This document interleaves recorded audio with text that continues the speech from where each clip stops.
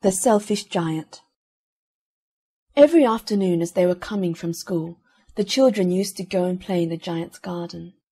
It was a large, lovely garden with soft green grass. Here and there over the grass stood beautiful flowers like stars, and there were 12 peach trees that in the springtime broke out into delicate blossoms of pink and pearl, and in the autumn bore rich fruit. The birds sat on the trees and sang so sweetly that the children used to stop their games in order to listen to them. "How happy we are here!" they cried to each other. One day the giant came back. He had been to visit his friend, the Cornish ogre, and had stayed with him for 7 years. After the 7 years were over, he had said all that he had to say, for his conversation was limited, and he determined to return to his own castle. When he arrived, he saw the children playing in the garden. "What are you doing here?" he cried in a very gruff voice, and the children ran away. "My own garden is my own garden," said the giant. "Anyone can understand that, and I will allow nobody to play in it but myself." So he built a high wall all round it and put up a notice board. "Trespassers will be prosecuted." He was a very selfish giant. The poor children had now nowhere to play. They tried to play on the road, but the road was very dusty and full of hard stones, and they did not like it. They used to wander round the high wall when their lessons were over, and talk about the beautiful garden inside. "How happy we were there," they said to each other. Then the spring came, and all over the country there were little blossoms and little birds. Only in the garden of the selfish giant it was still winter. The birds did not care to sing in it, as there were no children, and the trees forgot to blossom. Once a beautiful flower put its head out from the grass, but when it saw the notice board it was so sorry for the children that it slipped back into the ground again and went off to sleep. The only people who were pleased were the snow and the frost. "Spring has forgotten this garden," they cried, "so we will live here all the year round." The snow covered up the grass with her great white cloak, and the frost painted all the trees silver. Then they invited the north wind to stay with them, and he came. He was wrapped in furs, and he roared all day about the garden and blew the chimney pots down. "This is a delightful spot," he said. "We must ask the hail on a visit." So the hail came. Every day for 3 hours he rattled on the roof of the castle till he broke most of the slates, and then he ran round and round the garden as fast as he could go. He was dressed in grey, and his breath was like ice.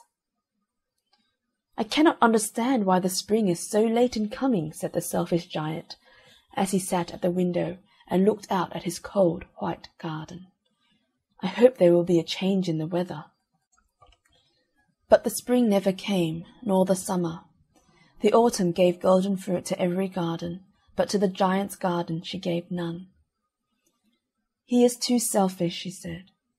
So it was always winter there, and the north wind and the hail and the frost and the snow danced about through the trees. One morning the giant was lying awake in bed when he heard some lovely music.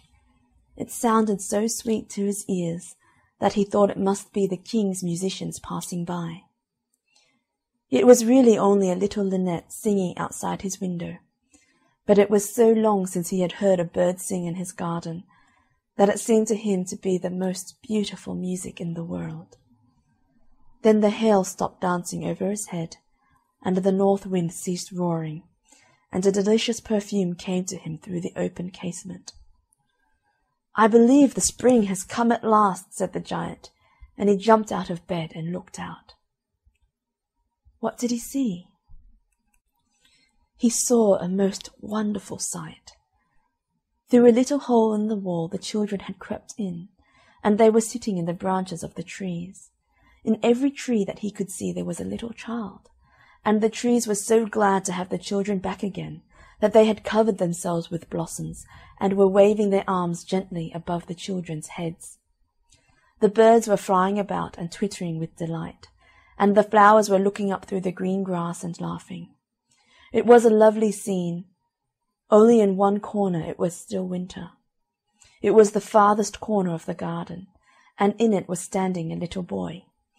He was so small that he could not reach up to the branches of the trees, and he was wandering all round it, crying bitterly. The poor tree was still covered with frost and snow, and the north wind was blowing and roaring above it. "Climb up, little boy," said the tree, and it bent its branches down as low as it could, but the boy was too tiny. And the giant's heart melted as he looked out. "How selfish I have been," he said. "Now I know why the spring would not come here. I will put that poor little boy on the top of the tree, and then I will knock down the wall, and my garden shall be the children's playground for ever and ever."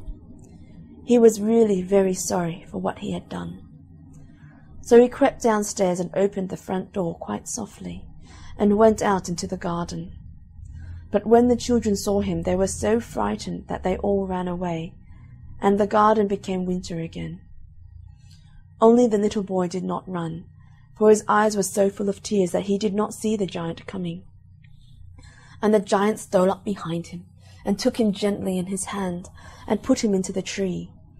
And the tree broke at once into blossom, and the birds came and sang on it, and the little boy stretched out his 2 arms, and flung them around the giant's neck, and kissed him. And the other children, when they saw that the giant was not wicked any longer, came running back, and with them came the spring. "It is your garden now, little children," said the giant, and he took a great axe and knocked down the wall. And when the people were going to market at 12 o'clock, they found the giant playing with the children in the most beautiful garden they had ever seen. All day long they played, and in the evening they came to the giant to bid him good-bye. "But where is your little companion?" he said, "the boy I put into the tree?" The giant loved him the best because he had kissed him. "We don't know," answered the children. "He has gone away." "You must tell him to be sure and come here tomorrow," said the giant. But the children said that they did not know where he lived, and had never seen him before, and the giant felt very sad. Every afternoon when school was over, the children came and played with the giant, but the little boy whom the giant loved was never seen again. The giant was very kind to all the children, yet he longed for his first little friend, and often spoke of him. "How I would like to see him," he used to say. Years went over, and the giant grew very old and feeble. He could not play about any more, so he sat in a huge armchair, and watched the children at their games, and admired his garden. "I have many beautiful flowers," he said, "but the children are the most beautiful flowers of all." One winter morning he looked out of his window as he was dressing.